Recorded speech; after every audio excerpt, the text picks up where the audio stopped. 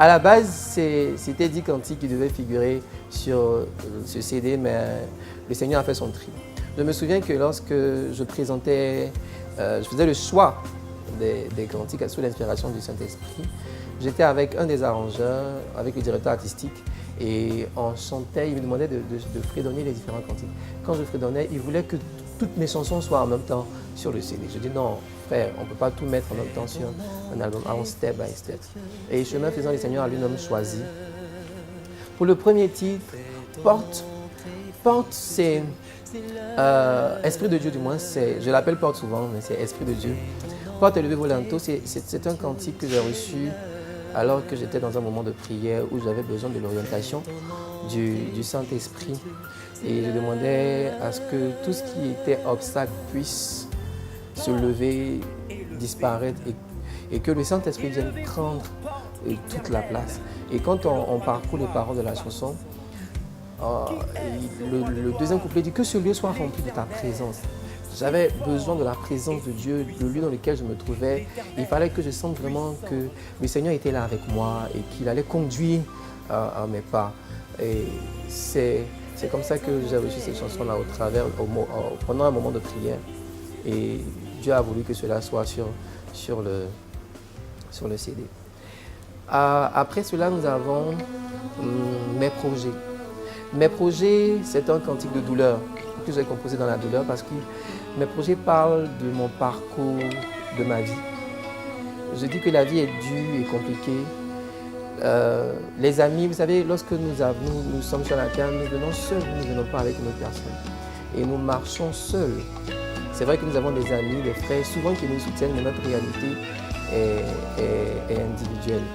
Et mes projets, c'est...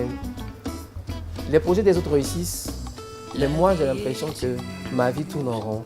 J'étais arrivé à un moment de ma vie où j'avais l'impression de stagner, que rien ne marchait alors que je m'efforçais à plaire au Seigneur. Et l'Éternel, dans mes pleurs, un jour m'a rappelé que son projet pour moi est fait de bonheur et d'espérance.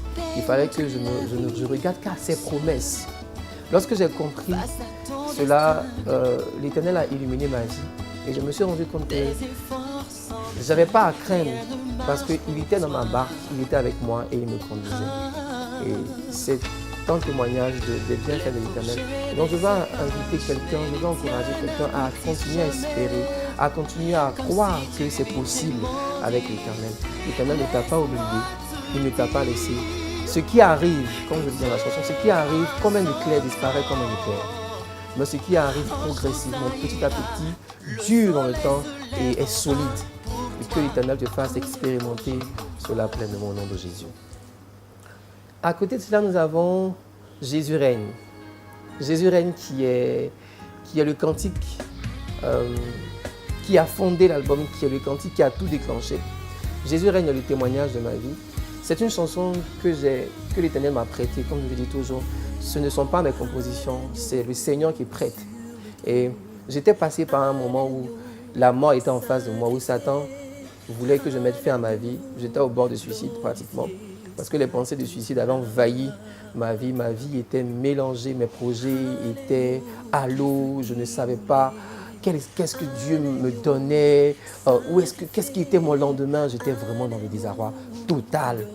Et j'étais à un immeuble où Satan me disait « Saute, mets fin à ta vie, tu seras en paix ».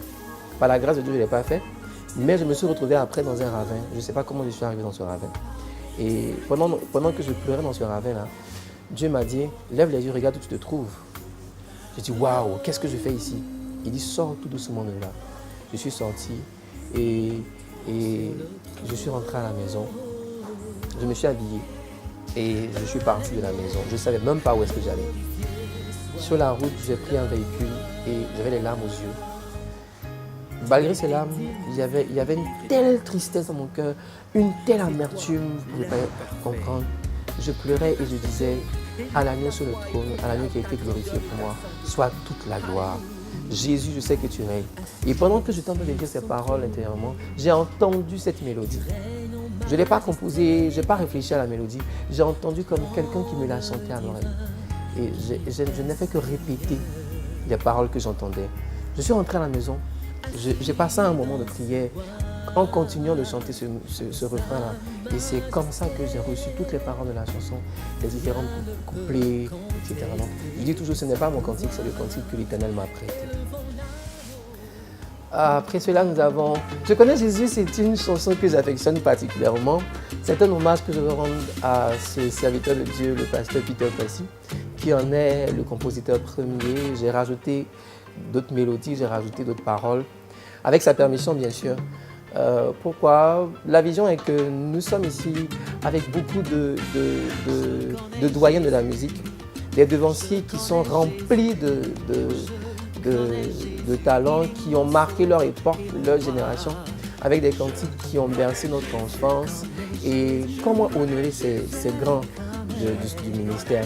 C'était ma manière, c'est la manière à moi de l'honorer, de dire merci au Seigneur pour sa vie, de dire merci au Seigneur pour ce qu'il a mis en son serviteur.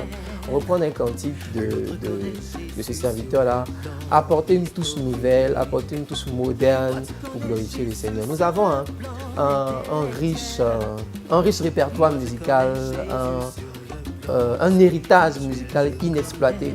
Je me souviens, je sais qu'en Amérique, par exemple, des chansons passées sont reprises, sont mises au goût du jour et ça fait toujours du bien. C'est vraiment une partie de la vision que j'ai. Donc, ne vous étonnez pas de voir qu'il y aura forcément une chanson peut-être de Constance, je ne sais pas, des témoins de Boisflé, voilà, repris, ou un chant de victoire repris avec une nouvelle sonorité, avec une nouvelle manière, mais tout en restant fidèle au message. Et donc, je connais Jésus, c'est de la salsa pour glorifier le Seigneur, pour permettre à nos doyens de se retrouver, de louer le Seigneur aussi. On dit souvent que les albums des jeunes, c'est toujours des trucs gospel, avec des accords qu'on ne comprend pas, avec une musique compliquée, tout ça. Et nos tontons, nos tantis ne se retrouvent pas trop dans ce genre de musique. Reprendre ce cantique-là, c'est l'opportunité que je donne à mes tontons, à mes tantis, à mes doyens, à mes papas, à mes mamans, de louer le Seigneur aussi avec ce qu'ils savent mieux, c'est la salsa. La vie Zoé, c'est un cantique que j'affectionne parce qu'il est d'une personne, le premier compositeur de ce chant, c'est Hugues Fouet, que je salue. Quelqu'un que j'admire pour son talent, pour son amour de l'œuvre et avec qui j'étais à merci voir. Quelqu'un qui nous a coachés, qui nous a aidés à comprendre beaucoup de choses dans le domaine de la musique. La vie Zoé est un cantique qui parle de Dieu en nous. La vie Zoé, c'est la vie de Dieu. Donc, je dis dans cette part, dans ce cantique-là, que j'ai le pouvoir, j'ai l'autorité de déclarer avec foi la vie. Parce que j'ai reçu l'autorité de Christ. J'ai la vie de Dieu en moi. Ce cantique, pourquoi? Parce qu'il y avait des situations compliquées et il fallait que j'ordonne avec autorité, que je réalise mon identité d'enfant de Dieu, que je m'approprie cela et que je dis montagne, lève-toi d'ici et jette-toi dans la mer. Et ce cantique-là est parti de cette situation, est parti de ce vécu-là. Et j'ai reçu les paroles qu'il fallait pour continuer cette œuvre-là.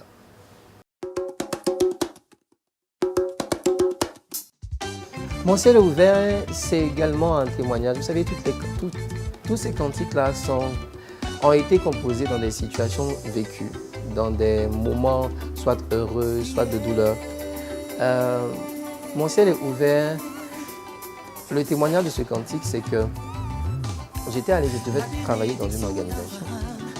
Quand j'entrais dans l'organisation, une collègue m'a demandé « Mais quel est ton projet pour l'organisation? Est-ce que tu penses qu'on pourra te prendre, est-ce que tu pourras travailler ici ?» Je lui ai dit que tout lieu que mon pied foulera, l'Éternel me le donne en héritage.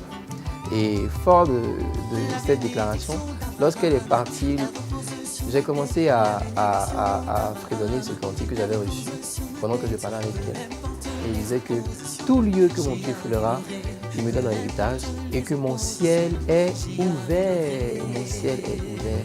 C'est de dire à quelqu'un qu'il faut proclamer, il faut déclarer que tout lieu, que ce soit dans le travail, dans le mariage, dans toutes circonstances, situations de ta vie. Du moment que ton pied a foulé l'espace, cet endroit-là est ton héritage. C'est une chanson de conquête. Et je dis à la fin que il est ouvert, mon ciel est ouvert. Jésus règne dans ma vie. Mes projets sont gérés par l'Éternel. Mon ciel qui était sombre devient un ciel radieux. Les bénédictions, la faveur de Dieu est sur ma vie. Mon ciel est ouvert. C'est juste ma reconnaissance à l'Éternel pour ce qu'il a fait, pour ce qu'il fera encore, parce que c'est la saison. Je dis aussi dans ce cantique que ce que je touche réussit parce que c'est ma saison. Donc, que ta saison commence maintenant au nom de Jésus et que tu rentres dans la saison d'accomplissement pour ta vie. Que là où le ciel était sombre et noir, qu'au nom de l'Éternel des armées, le ciel devienne radieux et que ta joie soit parfaite au nom de Jésus.